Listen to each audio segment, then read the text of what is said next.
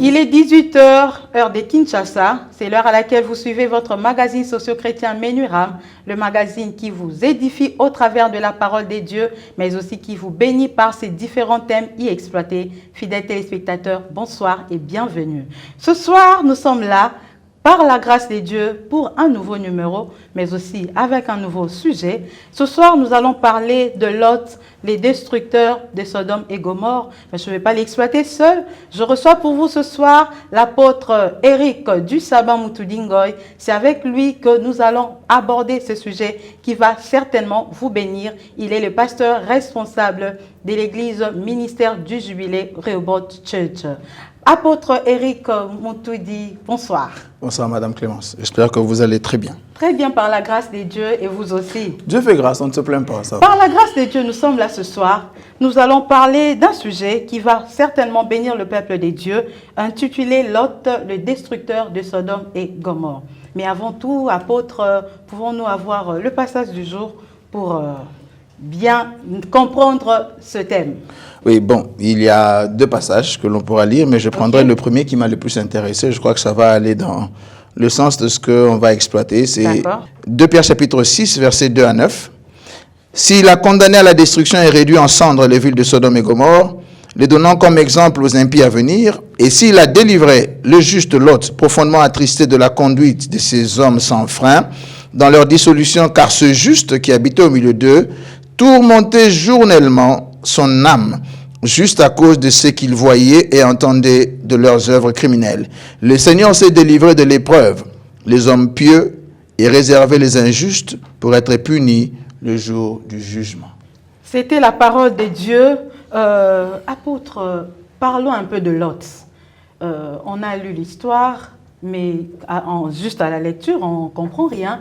Essayez un peu de nous parler de Lot. Qui est Lot? Nous avons lu seulement dans les histoires, dans la Bible. Il est qui exactement? Oui, Lot fait son entrée dans la Bible si ma mémoire de lecteur de la Bible est bonne, dans Genèse chapitre 11, où on explique comment le père d'Abraham a quitté Ur en Chaldée pour aller en destination de la terre promise, la ville de Canaan, je veux dire, mais il s'est arrêté à Charan. Et la Bible présente un neveu d'Abraham qui s'appelle Lot, qui est fils de Téra, père d'Abraham. Donc on comprend tous que Lot, c'est le neveu d'Abraham, fils de son frère. Et lors du décès de son père, je suppose qu'il est resté avec son grand-père. Et Abraham, son oncle, vivait aussi avec son grand-père qui est le grand-père de Lot, qui est le père d'Abraham. Et puis, après le décès du père d'Abraham, on connaît toute cette fameuse phrase de Dieu qui dit « Abraham, quitte ta patrie, quitte la maison de ton père » et tout ça. Et quand Abraham s'en va, il amène avec lui Lot. Lot, son neveu, qui a grandi avec Abraham, qui a aussi appris d'Abraham beaucoup de choses, puisqu'il était aussi berger comme Abraham. Et il va arriver à un moment donné dans leur parcours, tous les deux, qu'ils aient trop de biens et que l'espace soit petit pour les deux, et que les bergers commencent à se disputer. Ils vont donc se séparer. Lot va donc aller en ce moment-là vers la direction de Sodome et Gomorrhe pour aller y vivre, et Abraham va rester. Donc voilà un peu s'il faut qu'on parle de l'autre, d'où est-ce qu'il vient, et voilà, c'est le neveu d'Abraham. Il avait quand même une femme, il avait des enfants. Oh oui, Lot avait une femme et des enfants. Son nom, le nom de sa femme? Non, la Bible ne nous le donne pas. La Bible ne mentionne pas. Il faut que je fouille encore dans mon cerveau, mais mon cerveau de lecteur ne me le donne pas. D'accord, ça c'était Lot. Dans le contexte actuel, qui pouvons-nous appeler Lot? Parce que Menuram, ne parle pas seulement aux enfants de Dieu, il y a aussi les païens qui nous suivent, mais dans la société. Parce que Lot, c'est dans la Bible. Oui. Mais dans le contexte actuel, qui est-ce que nous pouvons appeler Lot? Est-ce que moi aussi je peux m'appeler Lot? Moi, je crois que tout Oui, il y a le monde... une catégorie de personnes qui peuvent s'appeler Lot.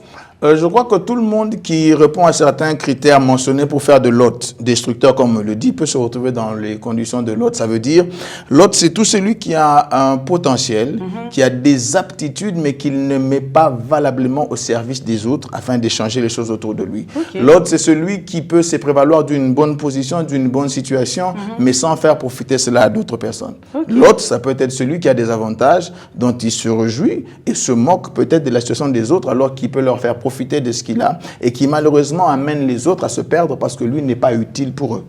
Okay. Voilà qui peut être un Lot. Donc ce sont des gens qui peuvent s'appeler, cette catégorie de personnes peuvent s'appeler Lot. Très facilement on peut les appeler des Lot du moment que ce qu'ils ont ne profite pas aux autres et qui au lieu de sauver, on comprendra pourquoi je parle de sauver, qui au lieu de sauver, de faire avancer les autres, de faire évoluer les autres, les faire régresser, alors que lui a ce qu'il faut pour changer les choses. Apôtre, en parlant par cette explication, oui. Ça me ramène à une histoire aussi dans la Bible, l'histoire d'Esther. La reine Esther, Oui. Mardochée, quand on voulait tuer le juif, Mardochée lui avait dit, tu sais pas, peut-être c'est pour des moments comme si que tu es arrivé à la royauté. Donc si Esther n'avait pas tenu compte de sa position pour sauver ce peuple, elle pouvait aussi s'appeler Lot. Tout à fait, parce qu'elle était censée jouer un rôle qui ferait profiter à d'autres. Okay. Mais si elle ne l'avait pas fait, et que par son inaction, inactivité, la mort serait entrée dans les vies des autres, eh bien on l'aurait très facilement qualifié de Lot. Sans trop de difficultés. Je crois que quand on va avancer dans l'émission, on comprendra pourquoi. Et on peut appeler quelqu'un Barthélemy, l'appeler Lot, André l'appeler Lot, appeler Mireille Lot. Mais je crois que c'est ça. Certaines personnes, non, on garde seulement leur prénom, mais on ajoute aussi Je Lot. crois qu'on doit même les appeler seulement les frères Lot et les sœurs Lot. Ils vont tous se retrouver. Apôtre, juste après la lecture du passage, en parlant plutôt de Lot, en expliquant sa vie, vous avez parlé de son entrée dans la parole de Dieu, dans la Bible, mais en Genèse, dans le livre de Genèse. Mais vous nous avez donné un passage de Pierre. Oui. Alors moi, j'ai cru que Lot, lui, on parle de lui dans le Nouveau Testament. Oh, vous avez dit dans Genèse. Bon, pourquoi avez-vous préféré ce passage du Nouveau Testament que celui de l'Ancien Testament? J'ai préféré cela pour la même raison que pour l'émission de la fois passée. Pour vous parler de la notice, j'ai lu un texte qui ne mentionnait pas le non-notice. Je crois que c'est... Quelqu'un m'a écrit en commentaire pour me dire « Non, mais pourquoi tu n'as pas pris un passage simple ?» Chacun a sa façon de procéder. Je ne procède pas de la même manière que tout le monde. Mais aussi parce que je crois que ce passage indique les traits de Lot que j'ai pu tirer de là, qui fait de lui un destructeur. C'est pour cette raison que j'ai préféré plutôt prendre 2 Pierre plutôt que d'utiliser Genèse 19, parce que c'est dans Genèse 19 que l'on parle de la destruction de Sodome et Gomorrhe.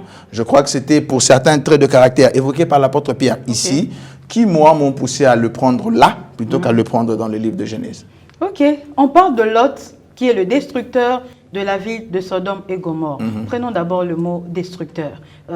C'est quoi, quand on parle de ce concept destructeur, on fait allusion à quoi? Qu'est-ce que nous devons retenir ou comprendre de ce concept? Oh, je crois que destructeur, de par le dictionnaire, vous savez, je n'ai pas des choses à inventer. Donc, un destructeur, c'est celui qui détruit. Et détruire veut simplement dire anéantir, dévaster, annihiler, faire disparaître quelque chose ou déformer quelque chose de par sa formation initiale ou son statut initial. Donc, quand on renverse quelque chose, quand on anéantit, quand on dévaste, on est en train de détruire et celui qui fait cette action est un destructeur. On parle de la ville de Sodome et Gomorrhe parce que notre thème c'est Lot, les destructeurs de Sodome et Gomorrhe. C'est une ville. Alors, on va un peu connaître les caractéristiques de cette ville. Qu'est-ce qu'il y avait ou qu'est-ce qu'il y a? Je ne sais pas si la ville existe jusqu'à aujourd'hui d'intéressant dans cette ville. Pourquoi Lot a détruit cette ville, sa localisation géographique dans les temps et actuellement, je pense qu'on veut un peu connaître où est-ce qu'on peut situer Sodome et Gomorrhe aujourd'hui. Oh, Sodome et Gomorrhe, déjà du temps d'Abraham, vous savez, je comprends quand vous parlez de Sodome et Gomorrhe comme étant une seule ville, parce que généralement les 2 villes sont liées. Hein, ça fait 2 villes. C'est 2 villes. Ça fait 2 villes. Moi, je dis que c'est une ville. Ça fait 2. Oui, alors, généralement, on peut prendre l'une pour l'autre, ça passe. Ouais, quand la Bible en parle, la Bible parle des villes. Donc, quand Pierre dit, s'il n'a pas épargné les villes de Sodome et Gomorrhe, C'est-à-dire ce sont deux villes. Et vous remarquerez même quand Abraham va payer sa dîme à Melchisédek, c'est le roi de Sodome qui est venu le rencontrer. On n'a pas parlé de Sodome et Gomorrhe. Sincèrement, moi je sais, jusqu'à aujourd'hui, jusqu'à présent, là, je savais que c'est une ville, mais peut-être avec un nom composé. Non, c'est deux villes. Il y a beaucoup de gens qui pensaient aussi comme moi. C'est comme ça, vous voyez. Vous sortez de l'ignorance aujourd'hui. Le roi qui vient voir Abraham, la Bible presque c'est le roi de Sodome. Ok. On ne dit pas le roi de Sodome et Gomorre. C'est le roi de Sodome. Alors pourquoi associer ces deux villes comme ça? Mais je crois que c'était des villes qui étaient probablement voisines, probablement liées et qui se retrouvaient dans un même type des choses ou des mêmes caractéristiques contre lesquelles Dieu voulait les punir. Alors vous posez la question de savoir où elle s'est située, où elle se situe aujourd'hui. Les recherches et les fouilles archéologiques nous font savoir que c'est vers la Cisjordanie. Donc nous sommes si ma géographie est bonne, nous sommes en Moyen-Orient. Nous sommes au Moyen-Orient, si ma géographie est très bonne. Mais à l'époque, c'était une ville très florissante. Lorsque Abraham se sépare d'avec Lot, la Bible dit que Lot a levé les yeux, a regardé du côté de Sodome et Gomorre. On dit que c'était comme un jardin planté par Dieu. C'était une très belle ville avec beaucoup de potentiel, beaucoup de très bonnes choses qui ont attiré Lot, qui ont fait comprendre à Lot que là, tu peux aller. C'était donc un milieu vivable et viable. C'est un milieu où on peut se retrouver, où on peut facilement faire les affaires, on peut s'épandre et s'épanouir, parce qu'il y avait même un roi. On suppose que c'était quelque chose de très organisé, de très bien administré. Donc en quelques mots, voilà ce que je peux dire de Sodome et Gomorre. Dans Sodome et Gomorre, en ces temps-là, c'était comme les pays que nous envions. Oui, c'est comme les Africains, comme les Africains nous envient d'autres pays, pour ne pas citer. Oui, je crois que c'est vraiment là qu'il faut ça donne envie d'y aller. Ça donne envie d'y aller et de vivre. Mais moralement, des pays déjà pourris, parce que si vous lisez l'histoire, la Bible déjà le dit de Sodome et Gomorre, mais son péché n'avait pas encore atteint son comble, même quand l'autre était en train d'y aller. C'était déjà une ville qui était beau à voir, mais spirituellement une atmosphère complètement pourrie. Spirituellement belle, avec beaucoup de potentiel, mais spirituellement déjà abîmée. Physiquement, géographiquement, je voulais dire propre, stable, ça pouvait attirer l'attention des investisseurs. Si on était dans le Congo d'aujourd'hui, les termes d'aujourd'hui, ça pouvait attirer des investisseurs. Et les touristes aussi. Mais spirituellement, quelque chose de pourri, déjà abîmé. Et comment l'autre a fait? Donc, il a vécu tantôt à Sodome et puis après un temps à Gomorre. Qu'est-ce qu'il a fait? Parce qu'on parle des destructeurs de Sodome et Gomorre. Il a vécu dans toutes les deux villes où il n'a habité que dans une seule ville. Votre question, c'est une très très bonne question. C'est même comme ça, et je vous félicite pour ça. Les gens me disent, eh bien, elle a des questions, la journaliste, elle a des questions. Mais tout ce que la Bible nous renseigne, ici parlons de ces villes, on dit seulement qu'il habitait Sodome et Gomorre. On n'a pas précisé c'était dans quelle entité des deux il était en train de se retrouver. Est-ce qu'il était à Sodome? Est-ce qu'il était à Gomorre? Mais on dit seulement qu'il habitait Sodome et Gomorre. Parce que le fait de les mettre ensemble, ça attire un peu notre curiosité. On veut un peu savoir pourquoi, au lieu de parler seulement d'une seule ville, on parle de deux villes. Mais peut-être qu'elles étaient très voisines au point d'avoir beaucoup de similitudes. Comme Kinshasa et Brazzaville, les choses peuvent se ressembler. Même culture peut-être. En étant facilement deux pays ou deux nations que l'on peut différencier.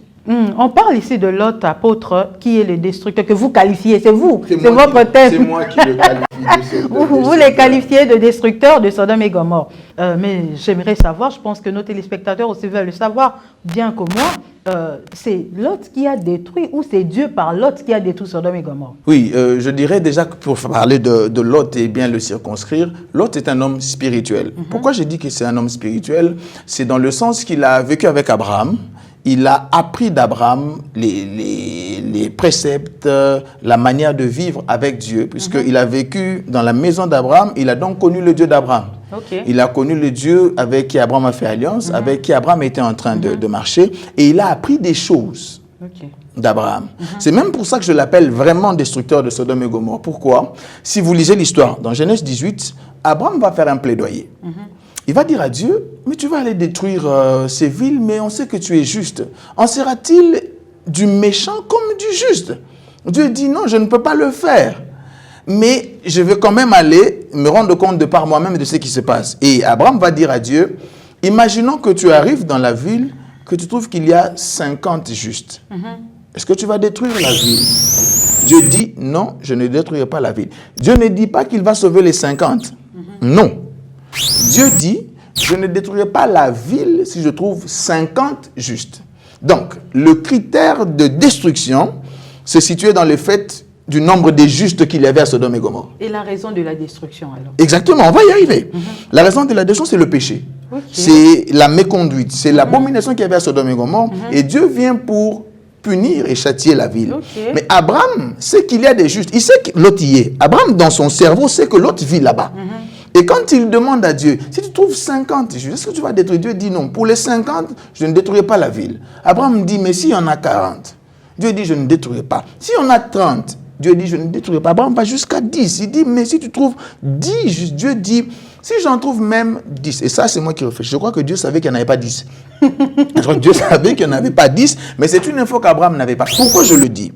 Abraham sait que Lot a vécu dans sa maison. Abraham a éduqué les gens dans sa maison à connaître la loi de Dieu, et Lot a vu comment Abraham a fonctionné. Et Abraham se disait, s'il a pu faire les affaires et prospérer comme il a appris de moi, c'est que forcément les principes spirituels qu'il a appris de moi, il peut aussi les communiquer à d'autres personnes. Donc Abraham savait que comme moi, je commençais seul avec Dieu, avec ma femme et Lot, mais tout le monde autour de moi connaît mon Dieu. Je suis sûr que mon neveu Lot a fait la même chose à Sodome et Gomorrhe. Il a dû affecter le milieu autour de lui. Il a dû changer les gens autour de lui au point que ce serait impossible qu'il soit seul, lui et les gens de sa maison, les personnes justes. C'est pour ça que moi je dis qu'il est destructeur de Sodome et Gomorrhe, parce que quand Dieu va arriver, par les anges arriver à Sodome et Gomorrhe, on va tous se rendre compte qu'il n'y avait pour juste dans cette ville que Lot, sa femme et ses 2 filles. Donc, quand vous dites, vous qualifiez Lot de destructeur de Sodome et Gomorrhe, c'est parce qu'il n'a pas donné ou partagé l'information spirituelle qu'il avait, ou il n'a pas répandu cette information autour de lui. Mais pas seulement l'information. Il n'a pas manifesté la vie de Dieu qu'il avait en lui au point de transformer le milieu autour de lui. Je ne sais pas si je vais anticiper sur ce que vous vouliez poser comme question, mais je vais le dire. Il y a une chose qu'on a tous lu dans la Bible, je ne sais pas si vous êtes arrêtés sur ça, c'est la femme de Lot. La consigne, c'était de ne pas regarder en arrière. Elle se retourne et elle regarde en arrière. Et la Bible dit qu'elle est devenue un bloc de sel. Vous ne vous êtes-vous jamais posé la question pourquoi un bloc de sel, pas du pain, pas de l'eau et rien? Eh bien, je me suis posé la question à votre place et je vais vous répondre. Moi, je me dis peut-être c'est parce que Dieu, comme on a lu dans la Bible, Dieu a dit vous êtes les sels de la terre. Bon, c'est peut-être parce que Dieu voulait donner les sels physiques à la terre, c'est pourquoi il l'a transformé. Vous n'êtes pas loin, vous n'êtes pas très loin de la réponse parce que c'est justement ça la réponse. La réponse, c'est que par ce qui est arrivé à la femme de Lot, Dieu a voulu faire voir à Lot le potentiel qu'il avait en lui mais qu'il n'a pas exploité. Il dit, tu es le sel de la terre. Tu aurais pu, toi, arrêter la putréfaction qu'il y avait à Sodome et Gomorrhe. Parce que c'est le rôle du sel. Le sel empêche le pourrissement. Le sel empêche à ce qu'une chose s'infecte. Dieu disait indirectement à Lot, il avait en toi un potentiel au point de changer le monde autour de toi. Tu es un sel. Tu étais censé donner de la saveur. Tu étais censé changer, rendre le pays habitable, rendre spirituellement le milieu vivable. Mais regarde maintenant, je te le prouve par la vie de ta femme. Tout ce qu'elle était, c'est ce sel, mais que vous n'avez pas su exploiter, que vous n'avez pas su utiliser. Et pourquoi je l'appelle donc destructeur de Sodome et Gomorrhe? Parce que si le sel qu'il était, il avait pu donner cela aux autres, et c'est pour ça qu'on a lu de Pierre. Pierre dit de lui qu'il était assis dehors. Le sel n'a rien à faire en dehors d'une marmite. Vraiment. Le sel a tout à faire dans la casserole. Le sel a tout à faire dans la nourriture. Le sel ne vaut rien s'il est dans son coin assis seul. Il ne donne de la saveur à personne. Il n'est en train de ne rien agrémenter du tout. Le rôle justement du sel, c'est qu'il soit mis quelque part dans de l'eau, dans de la nourriture, mais que cette saveur soit communiquée. L'autre, cependant, se contentait de sa spiritualité. On l'appelle un homme juste et c'est pas faux. Ils sont contentés. Donc, il est dans son coin assis, les païens en train de mourir. Il est seul dans son coin, il dit, regardez-moi les païens là. Ils ne connaissent pas Dieu. Moi, je connais Dieu. Moi, je prie, moi, je jeûne. Moi, j'irai au ciel. C'est tout à fait vrai. Mais en ce même moment-là, les autres sont en train de mourir. Cependant, quand les anges venaient, Dieu avait dit, si vous trouvez même 10 justes seulement, ne détruisez pas la ville. Mais regardez qui devait rendre les autres justes. N'est-ce pas celui qui lui-même était juste parce qu'ayant appris les choses de Dieu? Mais apôtre, la Bible dit que, bon, on sait, pas la Bible, mais on le dit que le salut est individuel. L'autre était sauvé et puis Il était déjà sauvé. Est-ce qu'il devait... Qu'est-ce qu'il devait faire pour que les autres aussi soient sauvés? Lui, il était déjà sauvé, le salut est individuel. Ce n'était pas aux autres de s'approcher, lui, de chercher que l'autre aussi les aide à se convertir ou à avoir ce salut. Heureusement que ce n'est pas un verset biblique, hein, que le salut est individuel. Je bénis biblique. Dieu pour cela. Mais écoutez ce qui se passe. Alors que l'apôtre Paul et Silas sont en prison, ils vont chanter, on connaît tous l'histoire qui se passe en Macédoine, les fondements vont être ébranlés, les portes vont s'ouvrir, les geôlier va même vouloir se tuer, et puis il sera baptisé. Hein. Paul va lui dire cette phrase qu'on connaît tous, crois au Seigneur Jésus, tu seras sauvé. Toi et ta femme. Toi. Pourquoi on n'a pas dit toi simplement? Pourquoi on n'a pas dit crois au Seigneur Jésus, tu seras sauvé tout court? Parce que justement, dans la manière de faire des dieux, la chose que tu as reçue, tu es censé communiquer à d'autres. Pareil, je crois que si elle était là, elle aurait dit Amen. Je parle de cette femme samaritaine que Jésus a trouvée au niveau du puits. Quand elle a écouté Jésus parler, vous savez ce qu'elle a fait? Elle a laissé sa cruche, elle est allée voir les autres pour leur dire ce qu'elle a expérimenté et leur dire venez. C'est donc ça la logique qu'il y a dans la pensée des dieux. Il ne peut pas t'affecter, il ne peut pas faire quelque chose dans ta vie pour que ça ne soit que pour toi. J'ai un autre exemple à vous donner, c'est dans les livres je crois que c'est dans les livres de rois. Il y a une famine en Israël. Le prophète Élisée prophétise qu'il n'y aura plus de famine en Samarie et il y aura la nourriture pour tout le monde. Les 4 lépreux qui sont allés, ils ont dit ceci, quand ils sont en train de prendre les biens dans les tentes, ils disent, ce que nous sommes en train de faire ici, ce n'est pas une bonne chose. Aujourd'hui, c'est une journée de bonnes nouvelles. Nous ne pouvons donc pas avoir de telles choses et garder pour nous. Je crois que Lot, par l'Esprit de Dieu, était censé connaître ce genre de principes, que ce que j'ai appris, je ne peux pas garder pour moi. Je suis donc censé partager cela avec d'autres personnes pour qu'eux aussi, à leur tour, communiquent à d'autres. Ainsi, la lumière de Dieu peut être en train de partir partout. Parce que Dieu, dans sa pensée, c'est un Dieu qui ne gaspille pas. Ok. Vous savez, chez moi à la maison, on a établi un principe chez moi à la maison, c'est que chaque samedi, mes enfants jeûnent. Mes enfants jeûnent, sauf le tout dernier, lui, on supporte qu'il mange quand il veut manger. Pourquoi? Parce que Dieu ne gaspille pas ces instructions qu'il met en nous, l'alliance qu'il fait avec nous, c'est pour que les autres connaissent cela. Quand il va détruire Sodome et Gomorrhe, il dit ceci. Cacherai-je à Abraham ce que je vais aller faire? Il ajoute. Abraham deviendra sûrement une grande nation et il enseignera à ses fils après lui à obéir à mes commandements. Voilà là où Dieu se situe.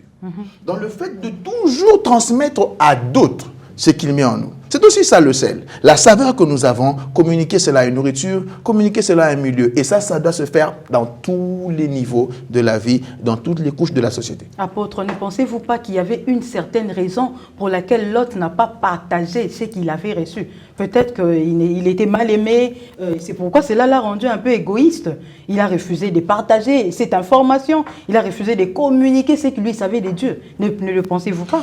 Oh, je ne voudrais pas faire un tribunal contre l'autre, mais je ne voudrais pas le dédouaner si facilement que ça en disant qu'il était mal aimé. On sait qu'il parce qu'il avait une maison au milieu de... Non, parce qu'il devait y avoir une raison. Parce qu'il pouvait, pour qu'il agisse ainsi, il devait avoir une raison. Sinon, c'était bien faire de partager ce qu'il connaissait des dieux. Oui. Mais quand il ne l'a pas fait, sûrement il y avait une raison. Hein? Je crois que si je dois essayer un tout petit peu de lire l'autre, je ne le placerai pas dans ce lot-là de dire qu'il voulait le faire, mais qu'il était peut-être mal aimé, je ne pense pas. Je me dis plutôt, juste à voir comment il a déjà fait le choix de Sodome et Gomorrhe, et que c'était un choix motivé par les yeux. Vous voyez? L'autre, c'est aussi ce type de personnes qui font les choix par eux-mêmes. Ils lèvent les yeux et ils choisissent. Mais juste après, Dieu dit à Abraham, lève les yeux et regarde. Voyez, les deux ont levé les yeux, mais l'un lève sur instruction du Seigneur, l'autre lève les yeux parce que son cerveau lui demande de lever juste les yeux. Vous voyez, donc quand l'autre lève les yeux, il le fait parce que c'est un choix. Mais Abraham lève les yeux parce que c'est une instruction que Dieu lui donne. Il lève les yeux. Et je crois déjà que ça en dit un peu long sur l'autre. Je ne veux pas croire qu'il était mal aimé. Je crois que c'est une option. Il souffrait. C'est-à-dire le péché le dérangeait. Mais dans la logique, quand le péché nous dérange, on est triste et on veut sauver les autres. On ne va pas se mettre à l'écart et regarder les autres mourir dans leur péché. Parce que Pierre le dit, il était tourmenté. C'est-à-dire, les autres font mal, ça te tourmente, mais tu ne t'arrêtes pas là. Et il faut que tu poses un acte. Il faut que tu ailles vers eux pour parler, pour annoncer ce que tu as, mais au-delà de tout, pour influencer. Parce que pour moi, le bon leadership, vous savez, c'est aussi ça un problème de leadership. Le leadership, pour moi, ce n'est pas la position. C'est l'influence qu'on a sur les autres. Il pouvait exercer une influence sur eux sans pour autant être leur chef. Il pouvait changer le monde, même les voisins, les gens autour de lui. Et s'il l'avait fait, peut-être que Sodome et Gomorrhe serait encore là en train d'exister. Bon, peut-être qu'il était réservé, c'était quelqu'un de timide. C'est pourquoi il ne voulait pas. Mais bon, si vous tenez tant à le défendre, mais à la lumière des Écritures, ce côté timide de l'autre n'est pas présenté, ce côté de quelqu'un mal aimé n'est pas présenté. C'est juste un homme juste. Il a juste fait son choix de ne pas voulu se mêler aux autres, parce que Pierre le dit. Il était assis, dans son coin, les autres faisant leur vie. Un peu comme nous sommes nombreux des chrétiens, nous sommes dans des familles où les gens sont des païens, nous ne sommes pas trop affectés par leur changement. Ce n'est pas le plus important pour nous. Nous disons, bah, moi je prie, païen, la famille, tu fais quoi alors pour que les autres s'assemblent? Tu fais, est-ce que tu leur parles de Jésus? Est-ce que tu pries pour eux? Est-ce que tu as le temps de te soucier de leur vie? Tu te réjouis au bonga na vie.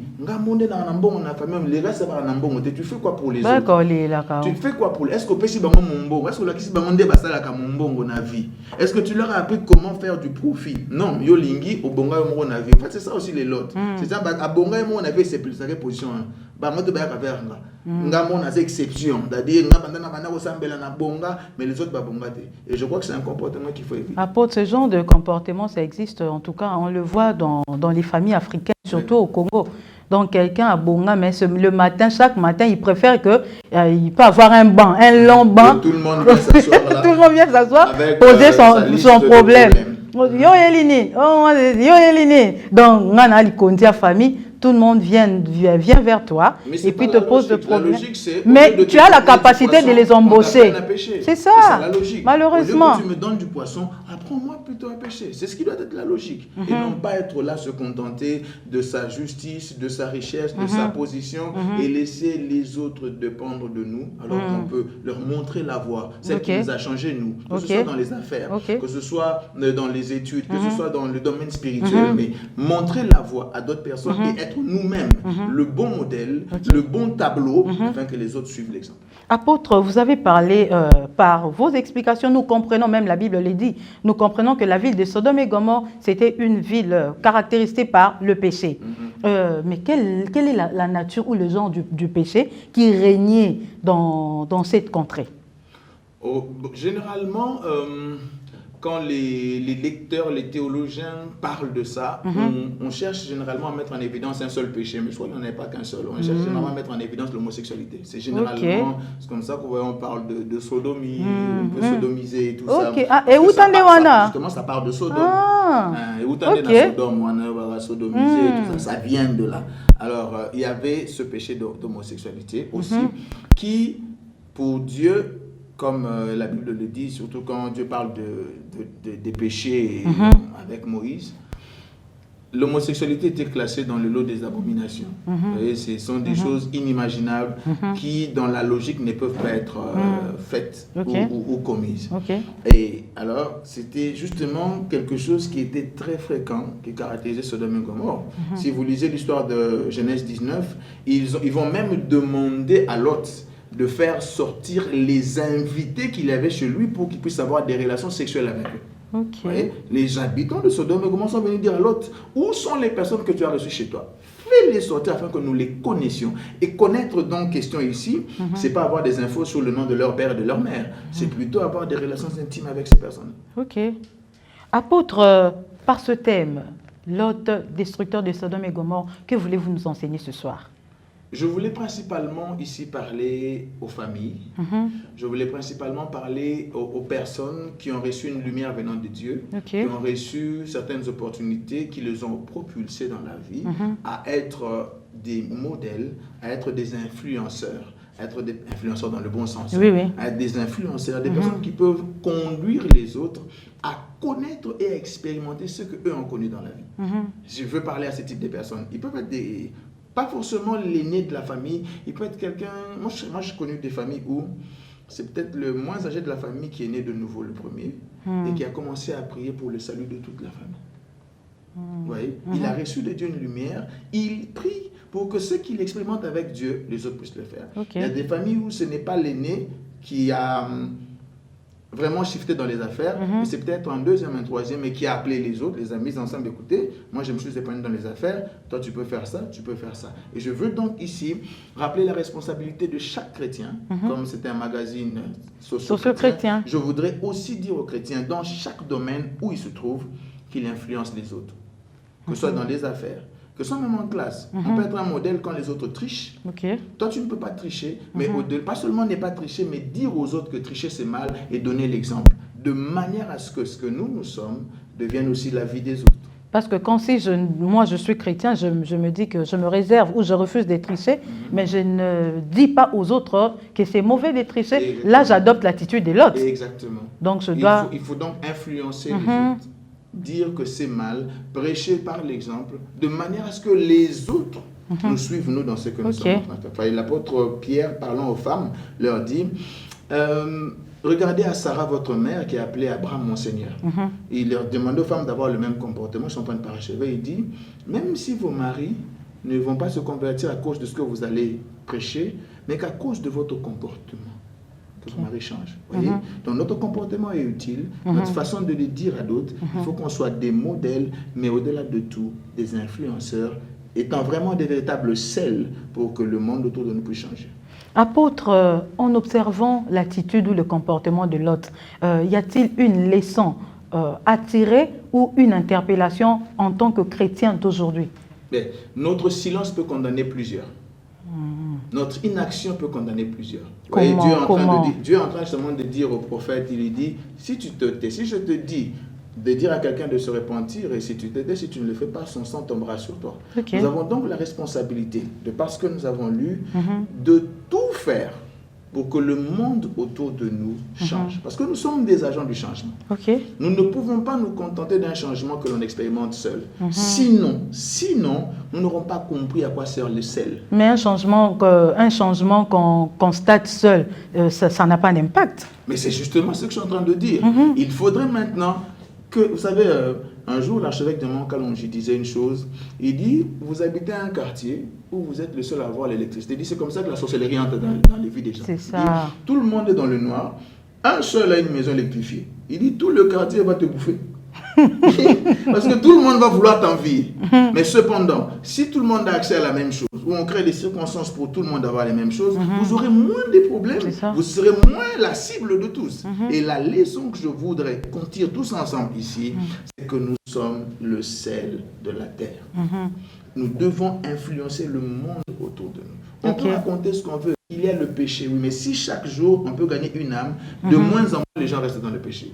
Si chaque jour on peut gagner une vie, éloigner une vie de la débauche, du vol, de telle ou telle autre chose, de moins en moins les gens restent du mauvais côté de l'histoire, du mauvais côté des choses. Donc c'est notre responsabilité que d'être le sel et de le manifester, parce que nous le sommes déjà. À nous d'en prendre conscience.